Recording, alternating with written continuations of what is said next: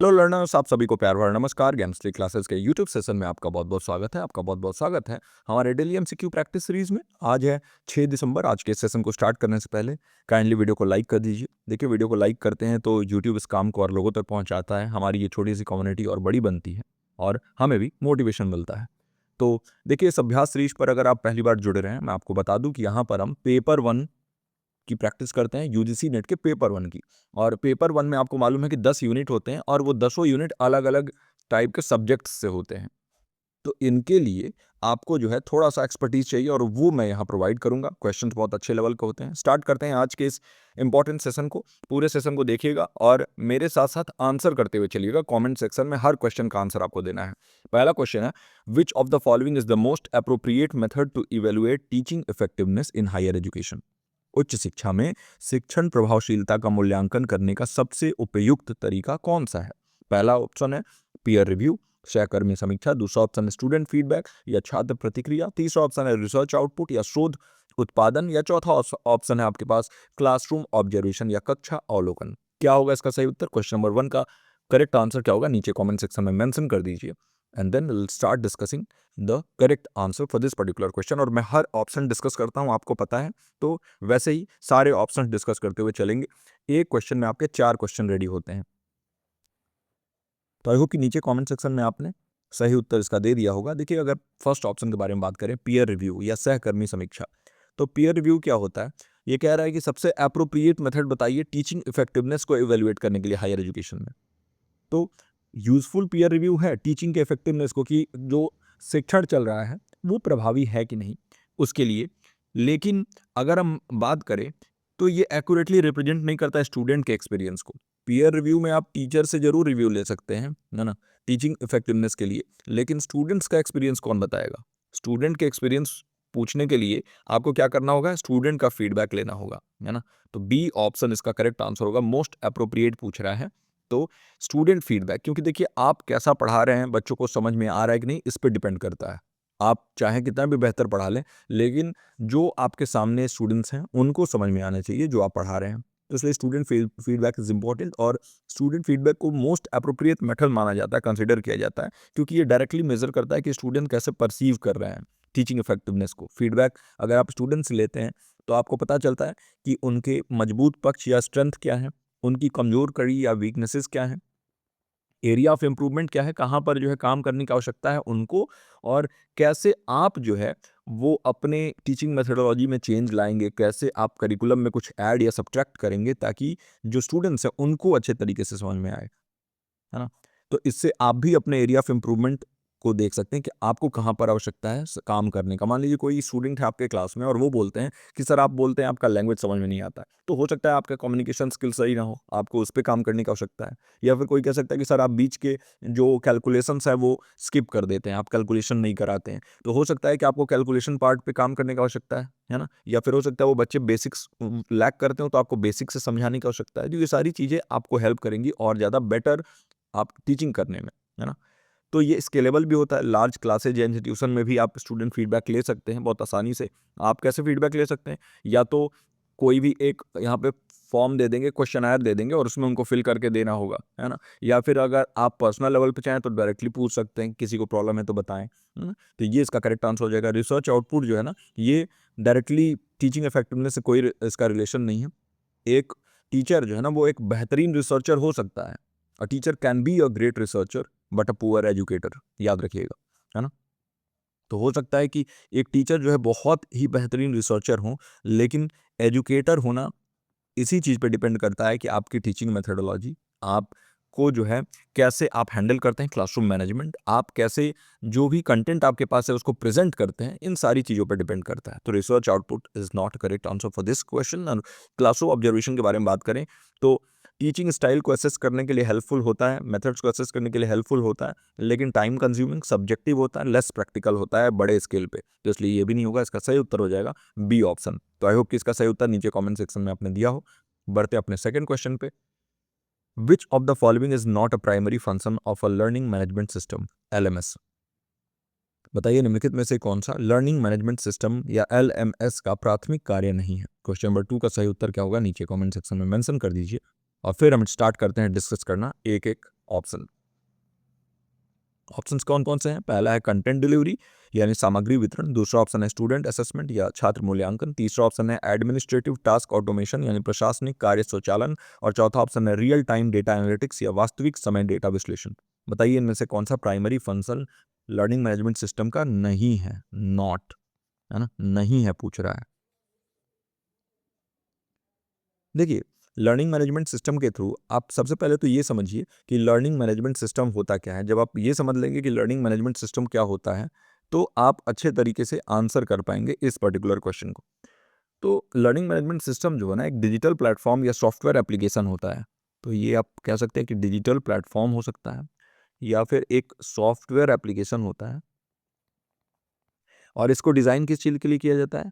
तो देखिए, administration, delivery, trekking और रिपोर्टिंग, क्या एजुकेशनल कोर्सेज को, है ना, और ट्रेनिंग प्रोग्राम या लर्निंग डेवलपमेंट इनिशिएटिव्स को।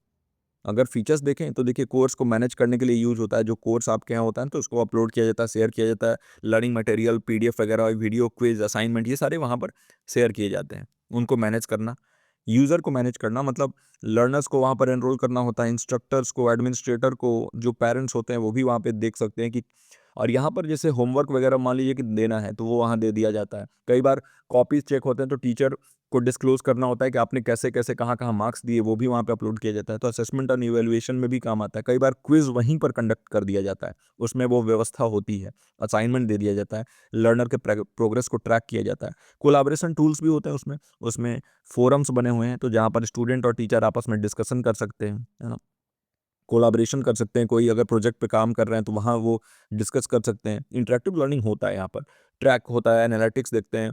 फिर एक्सेसिबिलिटी जो होता है ना इसका, ये मोबाइल होता है। मोबाइल का मतलब ये फ़ोन वाला मोबाइल नहीं, मतलब आप एक दूसरे जगह पर भी रह के कहीं मूव करते हुए भी उसको हम मोबिलिटी कहते हैं, ठीक है। तो मोबाइल वहीं से वर्ड आया है। तो मोबाइल एक्सेसिबिलिटी होता है, मतलब आप लर्निंग मटेरियल को कहीं से भी एक्सेस कर सकते हैं और इसको इंटीग्रेट भी कर सकते हैं आप दूसरे टूल से, जैसे जूम हो गया, गूगल क्लासरूम हो गया। ऐसे सॉफ्टवेयर से भी इसको इंटीग्रेट कर सकते हैं। और अगर कुछ पॉपुलर एलएमएस के मैं एग्जांपल्स आपको बता दूं, नाम लिख लीजिएगा क्योंकि इससे भी क्वेश्चन आता है ना। नोटबुक, जब भी मैं पढ़ाता हूं तो नोटबुक आप साथ में रखा करिए। तो देखिए, मूडल, MOODLE, इसके साथ कैनवस, CANVAS, इसके साथ ब्लैक बोर्ड, BLACK BOARD, फिर गूगल क्लासरूम हो गया आपका, GOOGLE CLASSROOM। मैं स्पेलिंग इसलिए बताता हूँ कि अगर साफ नहीं दिख रहा होगा तो आप लिख लेंगे। फिर टैलेंट, LMS, TALENT LMS, और एडमोडो, EDMODO। ये सभी जो है एग्जाम्पल है LMS के। तो देखिए, अगर आपसे एक सवाल पूछ भी देता है कि कौन से इनमें से LMS है, नहीं है, इस टाइप के क्वेश्चन पूछा जाता है तो एग्जामिनेशन में आप अच्छे से रिस्पॉन्ड कर पाएंगे। इसलिए यहाँ पर सारी चीज़ें मैं आपको बताता हूँ। देखिए, जो हमारा ये क्वेश्चन आंसर सेशन होता है ना, ये सिर्फ ऑब्जेक्टिव क्वेश्चंस ही नहीं होते हैं। यहाँ पर मैं एक्सप्लेनेशन क्लास से ज़्यादा दे देता हूँ। आप इस चीज़ को नोटिस कर रहे होंगे, तो इसलिए ये बहुत इंपॉर्टेंट है। इन सेशंस को बिल्कुल मिस मत करिए। और मैं ये कहता हूँ कि पूरे यूट्यूब पे जाकर देख लीजिए कि कोई अगर ऐसा सेशन कराता हो आपके लिए, है ना। एलएमएस के बहुत सारे एप्लीकेशंस हैं। एजुकेशनल इंस्टीट्यूशन में यूज होता है, कॉर्पोरेट ट्रेनिंग में, जैसे आप कंपनीज वगैरह में जाते हैं तो वहाँ पर ट्रेनिंग के लिए यूज होता है। स्किल डेवलपमेंट प्लेटफॉर्म, जहाँ पर कौशल विकास के लिए इसका इस्तेमाल होता है। और ब्लेंडेड लर्निंग के लिए भी इस्तेमाल होता है। मतलब आप स्कूल में हैं, वहाँ पर पढ़ाई कर रहे हैं और आपको जो है, जो प्रोजेक्ट है या होमवर्क है या जो भी क्विज है, वो आपको एलएमएस के थ्रू, सॉफ्टवेयर के थ्रू आपका कराया जा रहा है। तो यानी ऑफलाइन प्लस ऑनलाइन में भी ये हेल्प करता है। तो ये ब्लेंडेड लर्निंग के लिए भी हेल्प करता है ना। तो ये एलएमएस का पूरा फंक्शन हमने बता दिया। अब बताइए, कंटेंट डिलीवरी के लिए एलएमएस जो है वो यूज़ आता है कि नहीं? बिल्कुल यूज़ आता है। तभी तो हमने बोला कि यहाँ पर हम पीडीएफ अपलोड कर देते हैं, क्विज़ेज़ कराते हैं, तो यानी कंटेंट डिलीवर करने के लिए यूज़ होता है। और यहाँ नॉट पूछ रहा है, तो इसलिए ये नहीं होगा इसका सही उत्तर। स्टूडेंट असेसमेंट के लिए होता है कि नहीं? मैंने बताया था ना कि असेसमेंट और इवैल्यूएशन के लिए भी यूज़ होता है ना? तो अगर आप क्विज़ ले रहे हैं तो उसको जाँचा भी वहीं पे जाएगा, तो वो भी यूज़ होता है, इसलिए नॉट पूछ रहा है तो ये भी नहीं होगा। इसके बाद अगर हम देखें तो एडमिनिस्ट्रेटिव टास्क ऑटोमेशन यानी प्रशासनिक कार्य स्वचालन। तो देखिए, ये रूटीन प्रोसेसेस जैसे अटेंडेंस, एनरोलमेंट, रिपोर्टिंग, इन सभी के लिए एजुकेटर्स का टाइम सेव करता है, क्योंकि वहाँ पर सारा लिस्ट होता है जितने भी स्टूडेंट्स हैं, तो उसमें आराम से वो मार्क कर सकते हैं। तो ये भी होता है, टास्क को ऑटोमेट करना, कार्य को स्वचालन में भी हेल्प करता है। और ये नॉट पूछ रहा है इसलिए ये भी नहीं होगा। रियल टाइम डेटा एनालिटिक्स, यानी यहाँ पर जो है ये कह रहा है कि रियल टाइम डेटा को एनालाइज किया जाता है, एक एडवांस फीचर है ये। कभी भी एलएमएस का ये कोर फंक्शन नहीं होता। Primary function content delivery, management, managing assessment, automating administrative task यही होता है। रियल टाइम डेटा एनालिटिक्स वगैरह ये सारी चीज़ें जो है ना, ये बहुत बड़ी चीज़ें हैं, वहाँ एलएमएस में ये चीज़ें नहीं होती हैं। इसलिए यही इसका सही उत्तर हो जाएगा, क्योंकि नॉट अ प्राइमरी फंक्शन पूछा है, तो वास्तविक समय डेटा विश्लेषण इसका सही उत्तर हो जाएगा। तो आई होप कि इसका सही उत्तर आपको समझ में आ गया और ये पूरा का पूरा जो एक्सप्लेनेशन पार्ट है वो आपको समझ में आया हो। अगर हमारे एक्सप्लेन करने का तरीका आपको पसंद आ रहा है, काइंडली वीडियो को लाइक कर दीजिए और साथ ही साथ अपने फीडबैक जो है नीचे कमेंट सेक्शन में जैसे आप देते हैं, इतने प्यारे कमेंट्स करते हैं, वैसे ही करते रहिए। उससे हमें मोटिवेशन मिलता है और भी सेशंस आगे लाने के लिए। तीसरा प्रश्न है, in research methodology which technique is use to control extraneous variables. अनुसंधान पद्धति में कौन सी तकनीक बाह्य चर को नियंत्रित करने के लिए उपयोग की जाती है? पहला है रैंडमाइजेशन या यादृच्छिकरण, दूसरा ऑप्शन है सर्वे सर्वेक्षण, तीसरा ऑप्शन है सैम्पलिंग और चौथा ऑप्शन है इंटरव्यूइंग या साक्षात्कार। तो बताइए इनमें से कौन सा रिसर्च मेथडोलॉजी का वो टेक्निक है जो हम यूज़ करते हैं एक्सट्रेनियस वेरिएबल को कंट्रोल करने के लिए, जो बाहरी चर होते हैं उनको कंट्रोल करने के लिए, नियंत्रित करने के लिए।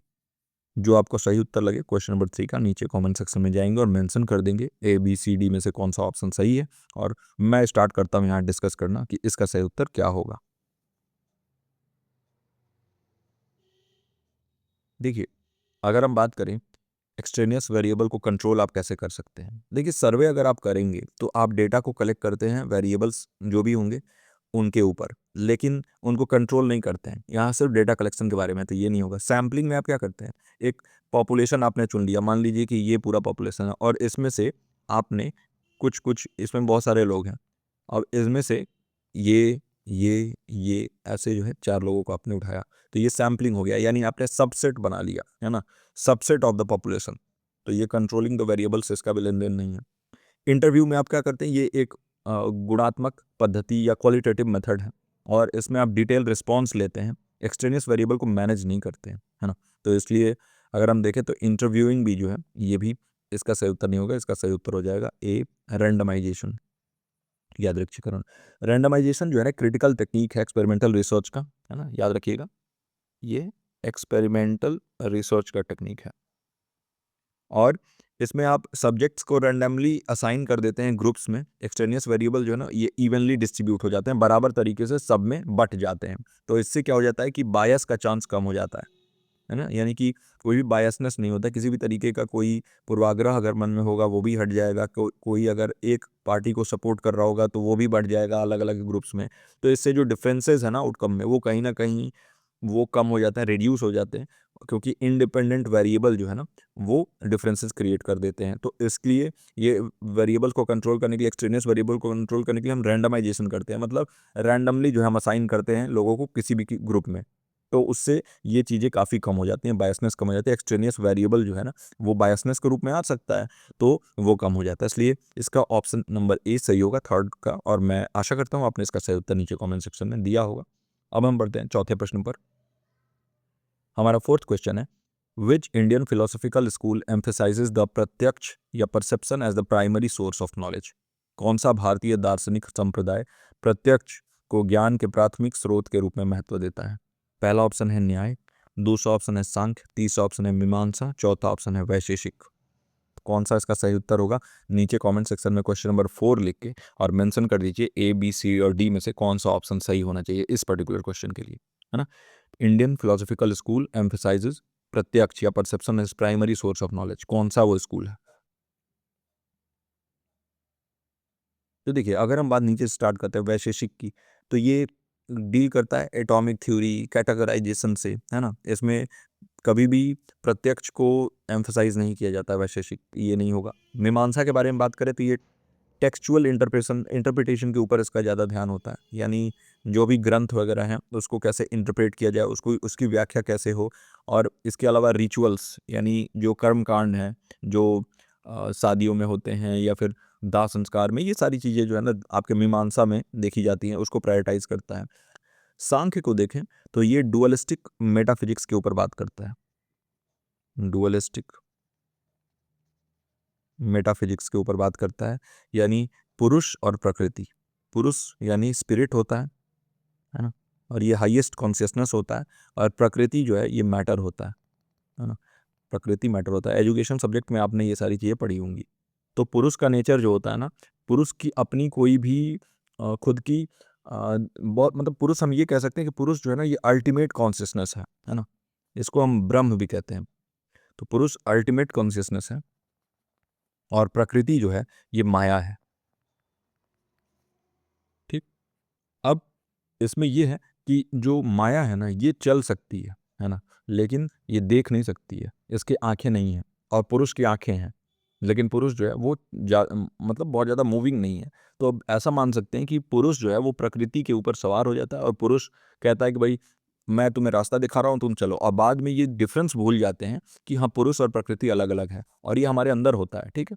तो पुरुष डिफरेंट है, प्रकृति डिफरेंट है, लेकिन हम इस चीज़ की पहचान नहीं कर पाते हैं और जिस दिन इस चीज़ की पहचान हम कर जाएँगे, तो हमें बहुत सारे इसको नाम दिया गया है मोक्ष या निर्वाण। मोक्ष की प्राप्ति हो जाएगी, निर्वाण की प्राप्ति हो जाएगी, सैल्वेशन मिल जाएगा हमें, है ना? तो ये चीज़ें हैं। तो ये पुरुष और प्रकृति आपका सांख्य में देखा जाता है। तो इसमें परसेप्शन से कोई लेन-देन नहीं होता है। न्याय फिलॉसफी इसका करेक्ट आंसर हो जाएगा।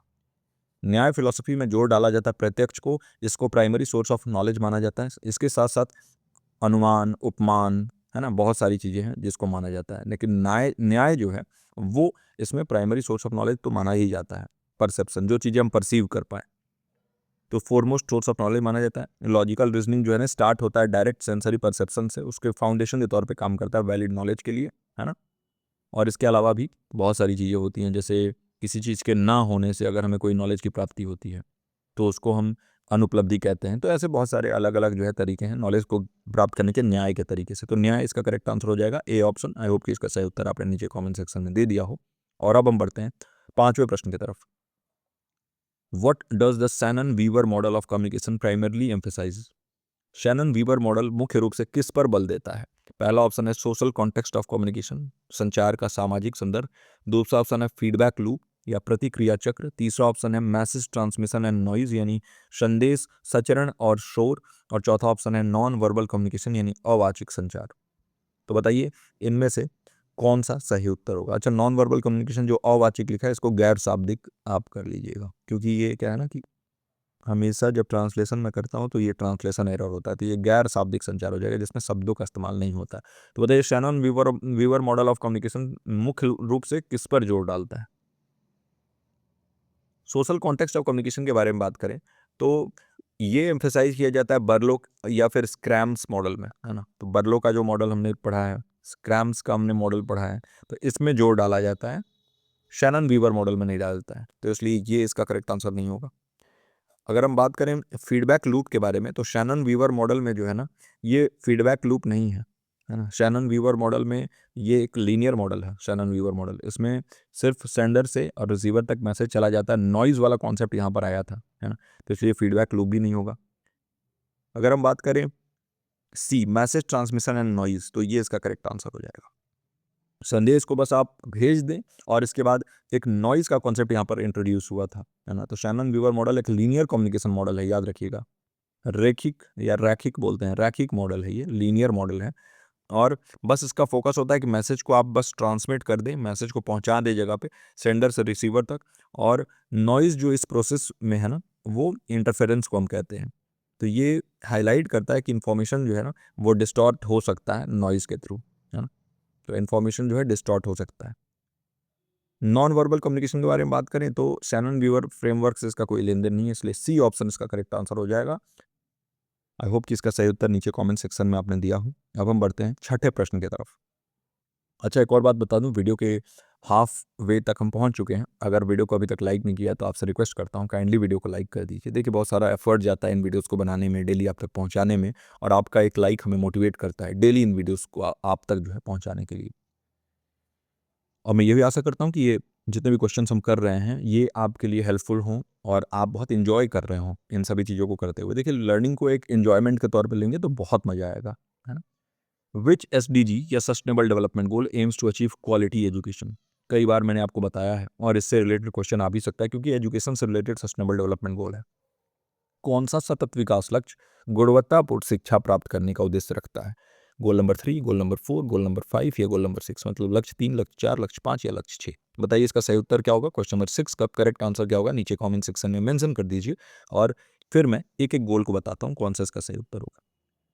देखिए एक हिंट देता हूँ, गोल जो ये सस्टेनेबल डेवलपमेंट का है, इसी के थ्रू एनईपी 2020 में बहुत सारी चीज़ें लाई गई और जो राष्ट्रीय शिक्षा नीति 2020 हमारी आई है उसमें बहुत सारी चीज़ें, जैसे early childhood care and education वहाँ पर इंट्रोड्यूस किया गया, 5+3+3+4 का सिस्टम इंट्रोड्यूस किया गया, वोकेशनल एजुकेशन के ऊपर जोर डाला गया है ना, वोकेशनल एजुकेशन के ऊपर रिसर्च, इसको जो है रिसर्च यूनिवर्सिटीज़ को इस्टेब्लिश करने के बारे में बात किया गया, रिसर्च के ऊपर जोर डालने के बारे में बात किया गया। अच्छा, higher education commission of India HECI को इस्टेब्लिश करने के बारे में बात किया गया, जो कि एक सिंगल यूनिटरी बॉडी होगी मेडिकल और लीगल एजुकेशन को छोड़ के, जो कि हैंडल करेगी पूरे हायर एजुकेशन को, जैसे यूजीसी भी इसी में शामिल हो जाएगा, इसके अलावा एआईसीटीई भी इसी में शामिल हो जाएगा, नैक भी शामिल हो जाएगा। तो बहुत सारे अलग अलग इंस्टीट्यूशंस या फिर ऑर्गेनाइजेशन एक ही बॉडी के अंदर आ जाएंगे। तो ये सभी इंस्पायर्ड हैं उसी गोल से, और इसके साथ साथ एक यूनिवर्सलाइजेशन ऑफ प्राइमरी एजुकेशन, ये यूनिवर्सल एजुकेशन जो है वो भी इसी गोल से आप कह सकते हैं कि मोटिवेशन लेके और किया गया था। तो बताइए कौन सा वो गोल है। जो करेक्ट आंसर हो जाएगा वो हो जाएगा गोल नंबर 4। याद रखिएगा गोल नंबर 4 जो है वो एजुकेशन से रिलेटेड गोल है। गोल नंबर 4 में हमने एजुकेशन पे पूरा फोकस अपना किया है ना। गोल नंबर 3 अगर देखें तो ये हेल्थ और वेल बींग के ऊपर फोकस करता है, हेल्थ एंड वेल बींग, है ना, यानी स्वास्थ्य के ऊपर, तो ये नहीं होगा। गोल नंबर 5 का फोकस है जेंडर इक्वालिटी के ऊपर, लैंगिक समानता जिसे हम कहते हैं, जेंडर इक्वालिटी मतलब सभी जेंडर्स को समान अधिकार और उनको समान अवसर मिलने चाहिए। गोल नंबर 6 जो है ये क्लीन वाटर और सैनिटेशन के ऊपर फोकस करता है। क्लीन वाटर और सैनिटेशन से रिलेटेड एक बहुत इंपॉर्टेंट पहल चल रहा है हमारे कंट्री में, जिसको आप सुन रहे होंगे, एक तो हर घर नल जल मिशन, तो वो गोल नंबर 6 के तहत चल रहा है। तो बहुत सारे सस्टेनेबल डेवलपमेंट गोल से हम जो है कह सकते हैं कि बिल्कुल समन्वय रूप से गवर्नमेंट ऑफ इंडिया काम करते हुए और पूरे इंडिया के डेवलपमेंट में जोर डाल रही है। तो ये चीज़ें हैं। गोल नंबर 4 इसका करेक्ट आंसर हो जाएगा। आई होप कि इसका सही उत्तर नीचे कमेंट सेक्शन में मेंशन किया होगा आपने, और मैं ये भी आशा करता हूँ कि जो बीच बीच में ये इन्फॉर्मेशन मैं आपको देता हूँ ये आपके लिए हेल्पफुल रहता हो। अब हम बढ़ते हैं 7वें प्रश्न पर। विच of the following logical policies assumes a cause and effect relationship without sufficient evidence. निम्नलिखित में से कौन सी तर्क त्रुटि पर्याप्त साक्ष्य के बिना कारण और प्रभाव संबंध मान लेती है। पहला ऑप्शन है स्ट्रॉमन पॉलिसी, दूसरा ऑप्शन है post hoc ergo propter hoc, तीसरा ऑप्शन है एड होमिनम और चौथा ऑप्शन है स्लिपरी स्लोप। सारे पॉलिसीज मैंने आपको पढ़ाए हैं बैच में, अगर आप एनरोल्ड होंगे तो बहुत अच्छे तरीके से हमने सारे पॉलिसीज पढ़े हुए हैं, और यहाँ भी कई बार सेशंस में मैं पढ़ाता रहता हूँ आपको, जो है एक एक पॉलिसी बताता रहता हूँ, है ना। अगर आप बहुत ही स्ट्रक्चर्ड रूप से पढ़ना चाहते हैं, अभी भी हमारे जो क्रैश कोर्स के एडमिशन है वो ओपन है, क्योंकि अभी भी लगभग 1 महीने हैं एग्जामिनेशन में। तो अगर आप एनरोल होना चाहते हैं तो 901595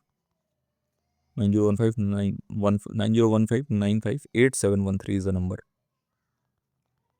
9015958713 9015958713 इस नंबर पे आप कॉल या मैसेज कर सकते हैं, व्हाट्सएप कर सकते हैं और एडमिशन ले सकते हैं। मात्र 500 रुपीज़ आपकी फ़ीस रखी गई है, 499 है फ़ीस, और उसमें आपको क्रैश कोर्स पूरा पेपर वन का मिल जाएगा। बहुत ही स्ट्रक्चर्ड तरीके से आपको वन शॉट वीडियोज़ एक जगह बहुत सारे एमसीक्यू क्वेश्चंस मैं आपको प्रोवाइड करूँगा, और साथ ही साथ जब जब आप क्वेश्चंस पूछोगे, जो जो क्वेश्चन पूछोगे वैसे वैसे तरीके से आपको क्वेश्चन बना के भी दूंगा। तो बहुत सारी चीज़ें, पर्सनलाइज गाइडेंस, ये सारी चीज़ें आपको मिल रही हैं, और पर्सनल लेवल पे टच पे रहोगे आप, तो ये बहुत एक अच्छी चीज़ होगी आपके लिए।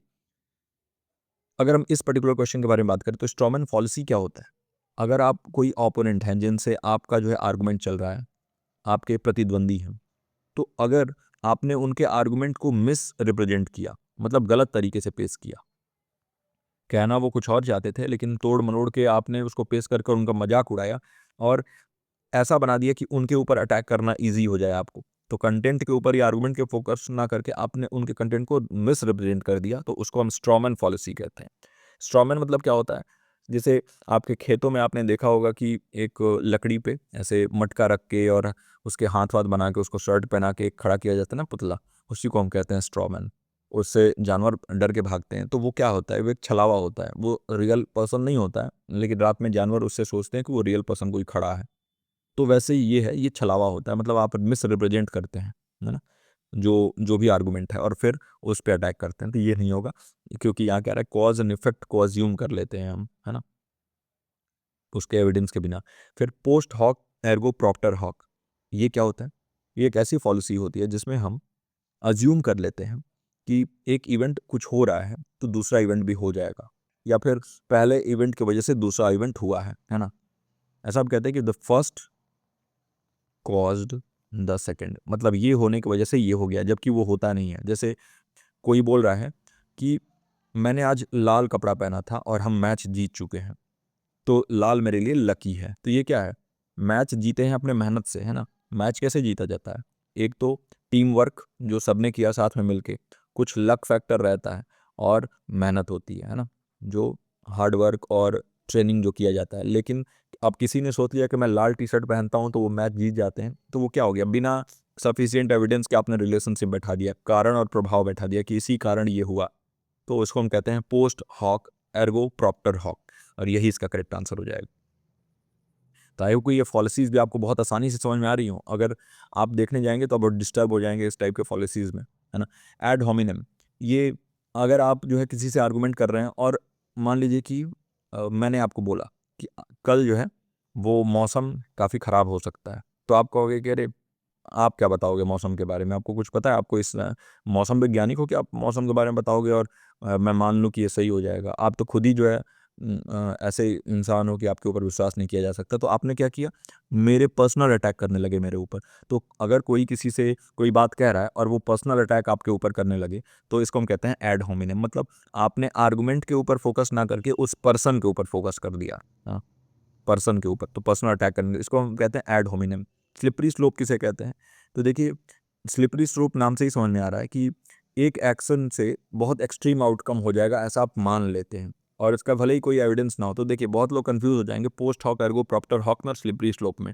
तो देखिए, पोस्ट हॉक एर्गो प्रॉप्टर हॉक में हम ये कहते हैं कि हमारे ये करने से ये हुआ, तो गलत कारण प्रभाव बैठा लेते हैं। लेकिन स्लिपरी स्लोप में हम मानने लगते हैं। जैसे आप कार से ट्रैवलिंग करने निकले और सामने बिल्ली ने रास्ता काट दिया। आप बोले कि बिल्ली ने रास्ता काट दिया, अगर मैं कार लेके आगे गया और आगे जो है कार किसी चीज़ से टकरा गई और गिर गया, नई कार है तो इंश्योरेंस भी नहीं है कार की, और अगर टकरा गया तो फिर बहुत सारा लॉस हो जाएगा, फिर मैं वापस कैसे जाऊंगा, और फिर इसको बनाने में इतना खर्च आ जाएगा। तो आपने एक तिल का ताड़ बना दिया। उसी तिल के ताड़ को हम स्लिपरी स्लोप कहते हैं, है ना।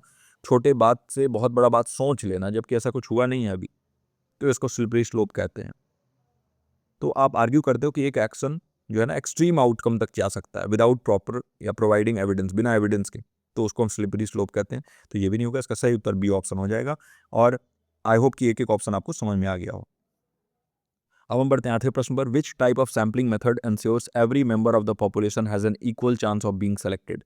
कौन सा सैम्पलिंग तरीका यह सुनिश्चित करता है कि जनसंख्या के प्रत्येक सदस्य की चयन की समान संभावना है? पहला स्ट्रेटिफाइड सैम्पलिंग, स्तरीकृत नमूनाकरण, या फिर पर्पजिव सैम्पलिंग, उद्देश्यपूर्ण नमूनाकरण। तीसरा ऑप्शन है रैंडम सैम्पलिंग या यादृच्छिक नमूनाकरण, और चौथा ऑप्शन है स्नोबॉल सैम्पलिंग। बताइए इसका कौन सा सही उत्तर होगा? कौन सा सैम्पलिंग मेथड ये इंश्योर करता है कि सभी मेंबर पॉपुलेशन के उनका इक्वल चांस है सेलेक्ट होने का, है ना। तो ये बहुत ही एक अच्छा प्रश्न है और इसमें कंफ्यूजन भी क्रिएट हो सकता है ना। देखिए, दो चीज़ों में आपको कन्फ्यूज़न हो सकता है। सबसे पहले तो जो गलत आंसर है वो उसको डिस्कस करता हूँ। तो देखिए, स्नोबॉल सैम्पलिंग जो है, स्नोबॉल सैम्पलिंग इसका गलत आंसर हो जाएगा, है ना। इसका ये गलत आंसर है। क्यों? क्योंकि ये रेफरल्स के ऊपर रिलाई करता है। स्नोबॉल सैम्पलिंग किस केस में होता है? ऐसे लोगों का या ऐसे चीज़ों का अगर आप उसके ऊपर रिसर्च कर रहे हैं जिनको एक्सेस करना या तो बहुत ज़्यादा हार्ड है या फिर नामुमकिन है। अगर ऐसी चीज़ पे आप रिसर्च कर रहे हैं तो वहाँ स्नोबॉल सैम्पलिंग की आवश्यकता होती है। मान लीजिए कि आपको मुकेश अंबानी इनका इंटरव्यू करना है, डायरेक्टली आप इंटरव्यू कर नहीं सकते हैं, है ना। तो आप क्या करेंगे? रेफरल लगाएंगे, है ना। ऐसे पॉपुलेशन को जो हार्ड टू रीच है वहाँ तक पहुँचने के लिए आप क्या करते हैं? रेफरल से जाते हैं, है ना। किसी ना किसी हो सकता है किसी एनजीओ में आप काम करते हो और उस एनजीओ के थ्रू जो है आप उनका नीता अंबानी से मिले, है ना। नीता अंबानी से मिले और वहाँ पर आपने बात डाला कि अगर सर के पास टाइम होगा तो कभी कभी भी तो एक छोटा सा समय मुझे दे देंगे 5 मिनट के लिए। और वहाँ से फिर आपने रेफरल लगाया, क्योंकि नीता अंबानी एनजीओ में बहुत ज़्यादा मतलब संलग्न रहती हैं, बहुत ज़्यादा काम करती हैं एनजीओ को लेके। तो वहाँ से आपको रेफरल मिला और फिर वहाँ से आप पहुँच गए, फिर कभी टाइम मिला तो आप उनसे पहुँचे। तो ये स्नोबॉल सैम्पलिंग है, मतलब 1 से 2, 2 से 3, यहाँ तक जाके फिर आप पहुँचते हो वहाँ तक। तो यहाँ पर इक्वल चांस वाला कोई बात नहीं है, तो ये तो होगा ही नहीं, है ना। अच्छा, पर्पजिव सैम्पलिंग, ये पर्पज से होता है, यानी स्पेसिफिक इंडिविजुअल्स जो आपके पर्पज के हैं, आपके मतलब के हैं, उनको आप चुन लेते हैं। इसमें किसी भी प्रकार का आप जो है इक्वल चांस नहीं देते हैं किसी को, तो ये भी नहीं होगा पर्पजिव सैम्पलिंग, ये उद्देश्य के हिसाब से आप चुनते हैं। स्ट्रेटिफाइड सैम्पलिंग, स्ट्रेटिफाइड सैम्पलिंग और रैंडम सैम्पलिंग में आपको कन्फ्यूजन हो सकता है। तो स्ट्रेटिफाइड सैम्पलिंग क्या करता है, पहले क्या करता है ना, ये पूरे पॉपुलेशन को लेता है और उसको ये स्ट्रेटा में या सब ग्रुप में डिवाइड कर लेता है, इसको हम स्ट्रेटा कहते हैं, और फिर हर सब ग्रुप से सैंपल लेता है ना। तो हर सब ग्रुप से सैंपल लेने से ये होता है, लेकिन इक्वल चांस सबका नहीं है इसमें, क्योंकि आप अलग अलग स्ट्रेटा या अलग अलग ग्रुप आपने डिसाइड कर लिया, तो ये हो जाएगा रैंडम सैम्पलिंग इसका करेक्ट आंसर। आप क्या करते हैं, रैंडमली किसी को भी उठा लेते हैं, यानी वहां पे चांस, मान लीजिए 100 लोग हैं, अब 100 लोग में से आपको एक लोग को चुनना है, तो किसी भी एक लोग को आप चुन सकते हैं ना, तो हर एक इंसान सोच सकता है कि मैं सिलेक्ट होऊंगा, है ना। तो वहां पर क्या है, ये रैंडमाइजेशन में ही पॉसिबल है, रैंडम सैम्पलिंग में ही पॉसिबल है। इसमें ये इंश्योर होता है कि हर एक मेंबर पॉपुलेशन उनके पास इक्वल प्रोबेबिलिटी होती है ऑफ बीइंग सेलेक्टेड। इससे सिलेक्शन बायस कम हो जाता है, रिड्यूस हो जाता है जो सिलेक्शन बायस है, यानी जो चुनते समय आपके मन में कोई पूर्वाग्रह है या कोई बायसनेस है वो, और जनरलाइजेशन हो जाता है रिजल्ट का, सामान्यीकरण हो जाता है रिजल्ट का, है ना, पूरे पॉपुलेशन के लिए। तो इसलिए सी, रैंडम सैम्पलिंग या यादृच्छिक नमूनाकरण इसका सही उत्तर हो जाएगा। आई होप कि इसका सही उत्तर नीचे कमेंट सेक्शन में आपने दिया हो और ये प्रश्न पूरा अच्छे से समझ में आया हो आपको। अब हम आ गए हैं अपने 9वें प्रश्न पर। The term flipped classroom refers to, बहुत आसान प्रश्न है, फ्लिप्ड क्लासरूम का तात्पर्य क्या है। ये कॉन्सेप्ट भी मैंने आपको कई बार पढ़ाया हुआ है और यहाँ इन सेशंस में भी हमने कई बार डिस्कस किया हुआ है। पहला ऑप्शन है online lectures replacing traditional teaching, पारंपरिक शिक्षण की जगह ऑनलाइन व्याख्यान लेना। दूसरा ऑप्शन है students learning content at home and practising in class, यानी छात्र घर पर सामग्री सीखते हैं और कक्षा में अभ्यास करते हैं। तीसरा ऑप्शन है group discussion as the sole mode of teaching, यानी शिक्षण का एकमात्र तरीका समूह चर्चा होना। और चौथा ऑप्शन है teachers adopting to student design curriculums, यानी छात्र डिजाइन किए गए पाठ्यक्रमों के अनुसार शिक्षक का अनुकूलन करना, मतलब छात्रों ने पाठ्यक्रम डिजाइन किया और शिक्षक जो है उसके हिसाब से अडॉप्ट करेंगे। तो फ्लिप्ड क्लासरूम को क्या कहते हैं, इन चारों में से क्या लग रहा है आपको सही उत्तर क्या होगा, नीचे कमेंट सेक्शन में मेंशन कर दीजिए। वीडियो को यहाँ तक अगर आपने देखा है तो सबसे पहले आपको बधाई कि आप डेली आ रहे हैं, इन वीडियोस को अटेंड कर रहे हैं और पूरा का पूरा हमारे साथ यहाँ पे सॉल्व करते हुए, नीचे कमेंट करते हुए चल रहे हैं। ये अपने आप में एक बधाई के पात्र हैं आप, और एग्जामिनेशन बहुत नज़दीक है और आपके जैसे ही सीरियस लर्नर्स जो है ना बहुत अच्छा अचीव करेंगे। मैं इस बात की गारंटी देता हूँ कि इस बार के स्कोर में आपको बहुत इजाफा देखने को मिलेगा, सिर्फ और सिर्फ इन प्रैक्टिस सेशंस की वजह से। अगर आपको भी ये लगता है, नीचे कमेंट सेक्शन के माध्यम से अपनी प्रतिक्रिया जरूर बताइएगा, कैसे आपकी लाइफ में कुछ चेंज आ रहा है, नहीं आ रहा है। और साथ ही साथ अगर आपको ये सेशन हेल्पफुल लग रहा है, काइंडली वीडियो को लाइक कर दीजिए और अपने स्टडी ग्रुप्स में भी शेयर किया करिए। अगर हम बात करें फ्लिप्ड क्लासरूम की, तो ऑनलाइन लेक्चर्स जो ट्रेडिशनल टीचिंग को रिप्लेस कर रहे हैं, ये किसी भी तरीके से फ्लिप्ड क्लासरूम को नहीं दर्शाता। ये स्टेटमेंट ये नहीं होगा। Students learning content at home and practising in class, बिल्कुल सही, यही सही उत्तर होगा। यानी छात्र घर पर सामग्री सीखते हैं और कक्षा में अभ्यास करते हैं। स्टूडेंट्स जो है इनको कंटेंट दे दिया जाता है। आप कंटेंट कैसे देते हैं, पीडीएफ के फॉर्म में दे सकते हैं, वीडियो के फॉर्म में दे सकते हैं, नोट्स के फॉर्म में दे सकते हैं, और इनको जो है आप बोलेंगे कि आप घर पे इस चीज़ को देखिए, पढ़िए, समझिए और फिर आइए क्लास में। अब यहाँ पे क्लास में आने के बाद आप क्या करते हैं, इंटरैक्ट करते हैं। इंटरैक्ट किससे किससे करेंगे, एक तो अपने सहपाठियों से, अपने पीयर्स से करेंगे, साथ ही साथ टीचर से करेंगे, और आपस में कोलाबोरेशन के माध्यम से सीखेंगे, प्रॉब्लम सॉल्विंग करेंगे, डिस्कशन करेंगे, हैंड्स ऑन एक्टिविटीज़ करेंगे। तो यानी कि ये एक नया तरीका, एक मॉडर्न मेथड है पढ़ने का, है ना। पहले क्या होता था कि क्लासरूम में पढ़ाया जाता था, घर पे जाके आपको होमवर्क करना है, लेकिन अब होमवर्क होमवर्क में ही आप ये सारी चीज़ें पढ़ के आएंगे पहले, यानी पढ़ाने से पहले, और फिर आपको जो जो डाउट रह जाए उसके ऊपर डिस्कशन होगा, टीचर से आप पूछेंगे। तो ये सारी चीज़, इसी को हम कहते हैं फ्लिप्ड क्लासरूम। फ्लिप्ड का मतलब ही क्या हुआ, उलट देना। मान लीजिए कि एक सिक्का है जिसका हेड ऊपर है, तो इसको आप फ्लिप करोगे तो टेल आ जाएगा, मतलब इसका उल्टा। तो वैसे ही क्लासरूम जो अभी ट्रेडिशनल चल रहा था उसका सीधे उलट जो है फ्लिप्ड क्लासरूम होता है। तो बी ऑप्शन का करेक्ट आंसर हो जाएगा। सी देखें, ग्रुप डिस्कशन, तो सोल मोड कह रहा है, सिर्फ और सिर्फ ग्रुप डिस्कशन के माध्यम से। देखिए ग्रुप डिस्कशन शामिल होता है फ्लिप क्लासरूम में, लेकिन सिर्फ और सिर्फ सोल मोड, मैंने बोला ना कि कभी भी आपको सोलली, ओनली, है ना, ये सब अगर दिख जाए तो ये एक्सट्रीम ऑप्शंस हैं और वो गलत होते ही हैं। जब तक गलत पूछा नहीं है क्वेश्चन में तो वो गलत ही होंगे। तो इसलिए ये नहीं होगा। और teachers adapting to student design curriculum, बिल्कुल नहीं। डिज़ाइन करिकुलम तो जो है वो स्टूडेंट टीचर का ही रहता है, बस स्टूडेंट घर पे जाके सारी चीज़ें वो करके आते हैं और फिर वहाँ पे डिस्कशन होता है। तो डी ऑप्शन भी नहीं होगा। तो इसका करेक्ट आंसर बी ऑप्शन हो जाएगा। आई होप कि इसका सही उत्तर नीचे कमेंट सेक्शन में आपने दिया हो। आप सभी का सही उत्तर इस प्रश्न के लिए मैं एक्सपेक्ट कर रहा हूँ। अब हम आ चुके हैं क्वेश्चन नंबर 10 पर। Which act regulates foreign contribution in Indian educational institutions. बहुत इंपॉर्टेंट प्रश्न है, अपने आप में एक डिफरेंट क्वेश्चन है। कौन सा अधिनियम भारतीय शैक्षणिक संस्थानों में विदेशी योगदान को विनियमित करता है? पहला है राइट टू एजुकेशन एक्ट या शिक्षा का अधिकार अधिनियम। दूसरा ऑप्शन है फॉरेन एक्सचेंज मैनेजमेंट एक्ट यानी विदेशी मुद्रा प्रबंधन अधिनियम। तीसरा ऑप्शन है फॉरेन कंट्रीब्यूशन रेगुलेशन एक्ट यानी विदेशी योगदान विनियमन अधिनियम। और चौथा ऑप्शन है कंपनीज एक्ट, कंपनी अधिनियम। बताइए इनमें से कौन सा वो अधिनियम या वो एक्ट है जो रेगुलेट करता है foreign contribution in Indian educational institution, यानी कौन सा अधिनियम भारतीय शैक्षणिक संस्थानों में विदेशी योगदान को विनियमित करता है? बताइए इसका सही उत्तर क्या होगा। क्वेश्चन नंबर 10 लिख के नीचे कमेंट सेक्शन में मेंशन कर दीजिए और फिर मैं स्टार्ट करता हूं डिस्कस करना इन सब में से कौन सा करेक्ट आंसर होगा। देखिए, अगर हम बात करें राइट टू एजुकेशन एक्ट के बारे में, तो ये फ्री और कंपलसरी एजुकेशन के बारे में बात करता है ना। मुफ्त और अनिवार्य शिक्षा, फ्री एंड कंपलसरी एजुकेशन, और वो भी 6 से 14 साल के एज के लिए, और अगर दिव्यांग हैं तो 18 साल तक। तो ये जो है राइट टू एजुकेशन एक्ट है और ये 2009 में यहाँ पर लागू हुआ था। तो ये जो है नहीं होगा। तो आर्टिकल 21A आपको याद होगा, वो इसी से रिलेटेड होता है। फॉरेन एक्सचेंज मैनेजमेंट एक्ट अगर हम देखें तो ये फॉरेन एक्सचेंज ट्रांजैक्शंस पे फोकस करता है, यानी विदेशी मुद्रा को के एक्सचेंज पर। भारत जैसे $1 में भारत के कितने रुपए है, वो ये सारी चीज़ों पे ये एक्ट होता है। तो ये नहीं है। फॉरेन कंट्रीब्यूशन रेगुलेशन एक्ट, यही इसका सही उत्तर हो जाएगा। C option is the correct answer for this question. और मैं आशा करता हूँ ये पहली बार आप देख रहे होंगे इस टाइप के प्रश्न, है ना। इस टाइप के क्वेश्चंस भी आपको हमारे सेशंस में मिलते हैं और ये हेल्पफुल हैं क्योंकि डिफरेंट है और एनटी अब डिफरेंट टाइप के क्वेश्चंस पूछ रहा है। इसको हम FCRA के भी नाम से जानते हैं, फॉरेन कंट्रीब्यूशन रेगुलेशन एक्ट। और ये गवर्न करता है फॉरेन कंट्रीब्यूशन इंडियन ऑर्गेनाइजेशंस में, है ना, कि भारतीय जितने भी ऑर्गेनाइजेशंस हैं या एजुकेशन इंस्टीट्यूशन है, इसमें जो विदेशी कंट्रीब्यूशन है वो क्या है ना, विदेशी योगदान क्या है।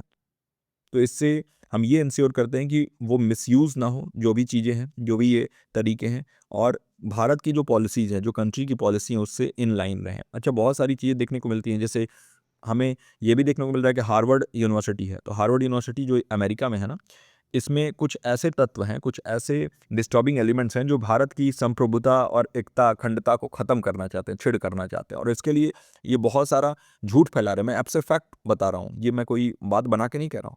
तो बहुत सारे झूठ फैलाए जा रहे हैं, बहुत सारी ऐसी भारत के खिलाफ जो है चीज़ें की जाती हैं, जिससे कि हमें खुद की अपने कंट्री पर जो है शर्म आता है कि ऐसा कैसे हो सकता है। तो ये कुछ जो है ना, ये विदेशी ताकतें हैं जो ये काम कर रही हैं, और इन्हीं तरीके से कर रही हैं, क्योंकि पढ़ाई के मामले से कुछ चीज़ें जो है वो आपके जो कोर्सेज़ में ये इंट्रोड्यूस करेंगी और वहाँ से जो है धीरे-धीरे लोगों के दिमाग में इंजेक्ट करेंगी। तो इन्हीं सभी चीज़ों को कैसे हम हैंडल करें, भारत के पॉलिसीज़ के हिसाब से होने चाहिए, इसी को रेगुलेट करने के लिए एक्ट बनाया गया, फॉरेन कंट्रीब्यूशन रेगुलेशन एक्ट, है ना। कंपनीज़ एक्ट के बारे में बात करें तो ये बिज़नेस एंटिटीज़ के लिए होता है, जो बिज़नेस करते हैं, कंपनीज़ एक्ट उनके लिए होता है, फॉरेन कंट्रीब्यूशन टू एजुकेशन के लिए नहीं होता है। तो ये भी इसका सही उत्तर नहीं होगा। इसका सही उत्तर हो जाएगा सी ऑप्शन। तो आई होप कि इसका भी सही उत्तर आपने नीचे कमेंट सेक्शन में दे दिया हो। और इसी के साथ हमारा ये प्रश्न उत्तर श्रृंखला का आज का ये संस्करण समाप्त होता है, और मैं आशा करता हूँ आपके जीवन में मैंने कुछ आज पॉजिटिव ऐड किया होगा। अगर ये वीडियो अच्छा लगा तो काइंडली वीडियो को लाइक कर दीजिए।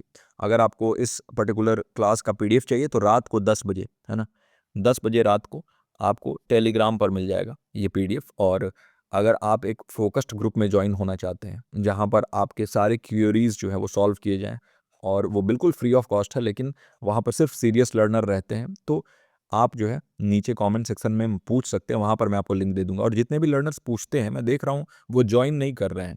तो अगर आप पूछ रहे हैं तो एक बार कमेंट जाके वापस से देखा करिए, क्योंकि मैं उसी में लिंक प्रोवाइड करता हूँ, है ना। जो आपने कमेंट किया हुआ है कि सर लिंक दे दीजिए, तो मैंने वहाँ लिंक दिया होता है, तो उसको भी आप एक बार जाके देख लिया करिए, वहीं से आप ज्वाइन कर सकते हैं। तो इस वीडियो में यहीं तक। मैं मिलता हूँ आपसे अगले लेक्चर में, अगले प्रैक्टिस सेशन के साथ। टिल देन आप अपना और अपनों का ख्याल रखिए। नमस्कार।